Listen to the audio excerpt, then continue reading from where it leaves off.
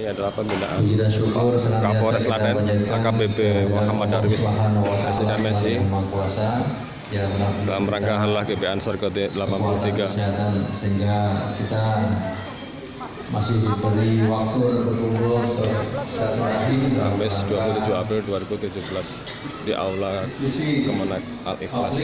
Implementasi nilai Pancasila, nilai agama dalam memperkuat kemajemukan bangsa. Yang terhormat panitia penyelenggara dari cabang NU Klaten, Ketua MUI yang kami hormati, pembicara yang hadir di depan di tengah-tengah kita, moderator, dari yang mewakili undangan Bapak Ibu sekalian yang tidak dapat kami sebutkan satu persatu. Terima kasih atas waktu yang diberikan kepada kami. Di sini sebenarnya tidak ada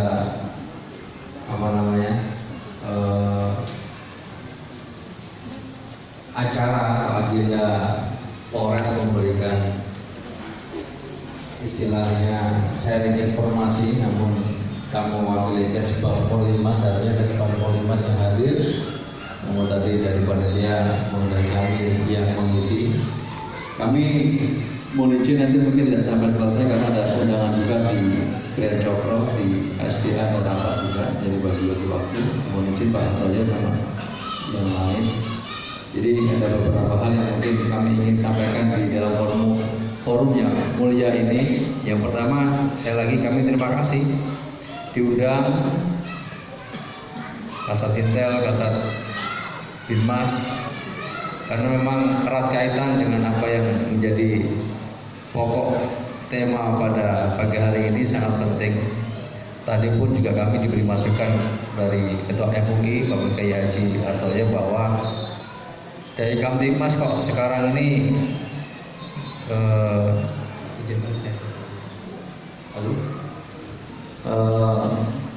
ada kebekuan kegiatan. Jadi silakan nanti Pak Kasat Intel dan Kasat Binmas untuk dari Kamtibmas yang kemarin kita rencanakan, kita agendakan segera kita laksanakan sebisa mungkin sebelum puasa. Jadi kita bisa melaksanakan kegiatan itu.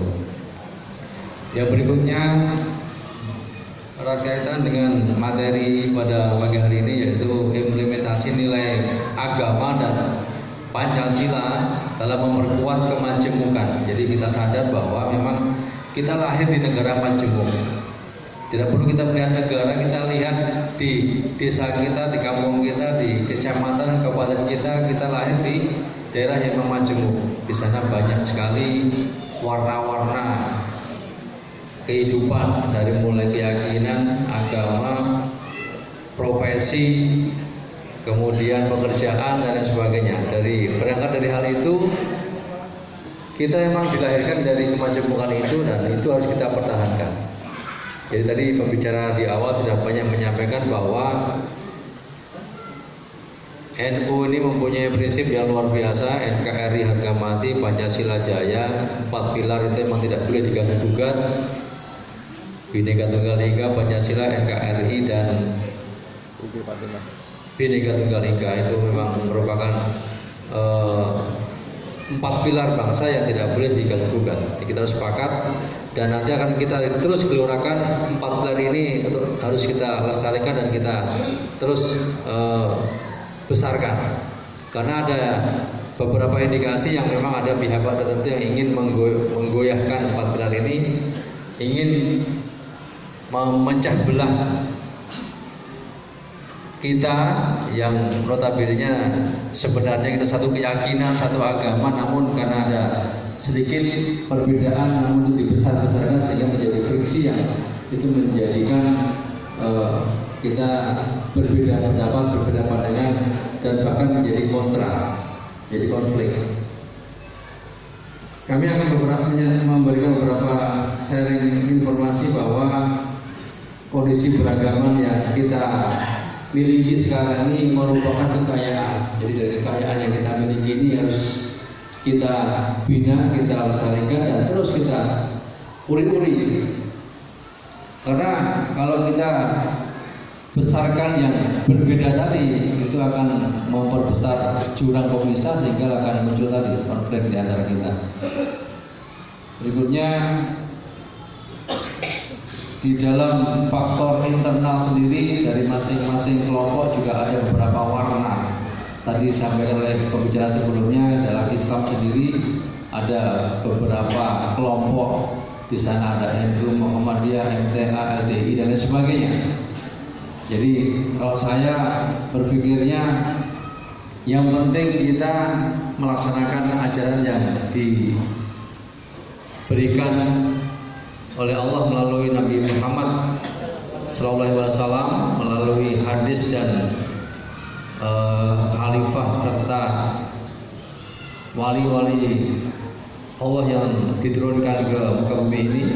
Dan alhamdulillah kita sampai saat sekarang belum pernah menjumpai Nabi kita pun kita sudah merasakan fadilah, kita merasakan ajaran yang beliau berikan kepada kita sehingga kita bisa hidup di alam yang terang benderang ini.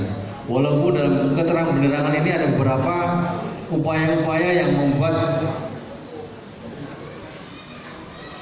mendung, ada yang sengaja membuat situasi tadinya terang menjadi tidak terang.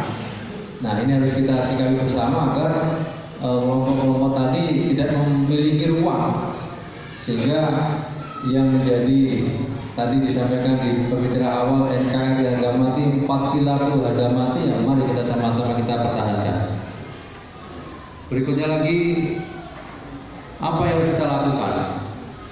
Jadi tadi juga kami diskusi kecil dengan Pak Hartoyo. Saat sekarang di masjid-masjid baik di sekolahan maupun di perkampungan sudah minim takmir, minim sekali generasi muda yang ingin membesarkan masjid.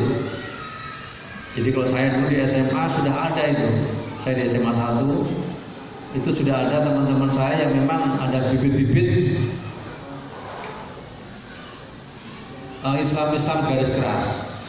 Pada saat itu kita masih SMA saja sudah ingin meniru apa namanya kostum, kemudian perilaku, kemudian cara berpakaian, cara berpenampilan rekan-rekan kita yang memiliki keyakinan yang cukup keras. Ya, kalau sekolah sudah pelihara jenggot itu kan mungkin belum biasa waktu itu, tapi sudah ada. Dengan apa? Dan jenggot itu dicukur depannya, di belakangnya dikasih tancoplas. Jadi kayak sama, begitu pulang dilepas seperti itu. Jadi dari hal seperti itu, waktu itu kami ya ikut rois juga, rohani Islam di masjid.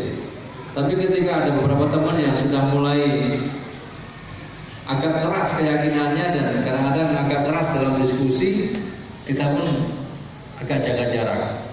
Jadi ketika diskusi itu mengarah kepada hal-hal yang bersifat anarkis, bersifat frontal, bersifat apa namanya merusak yang sudah ada, dan itu mungkin ada pihak-pihak yang punya tanggung jawab untuk memberikan tindakan terhadap situasi itu. Nah, itu dari situ pun ternyata sampai sekarang bergulir dan mungkin terus berkembang. Bahkan yang dulunya takmir masjid itu ada generasi. Nah, sekarang sudah mungkin sudah putus generasi. Kalau saya melihat di kampung-kampung itu takmir-takmirnya itu sudah sepuh-sepuh semua. Kalaupun ada yang muda, itu bukannya kita curiga, malah kita wajib waspada. Karena yang muda-muda ini luar biasa militansinya. Militansinya kalau masih menggunakan ajaran yang memang benar Ahlussunnah wal Jamaah yang nasionalis, oke. Tapi sebagian besar yang muda-muda ini militansinya ingin tadi mempunyai keyakinan yang cukup keras untuk mengarahkan keyakinan dari jamaah masjid itu ke arah yang mereka inginkan. Dan itu sifatnya lebih kepada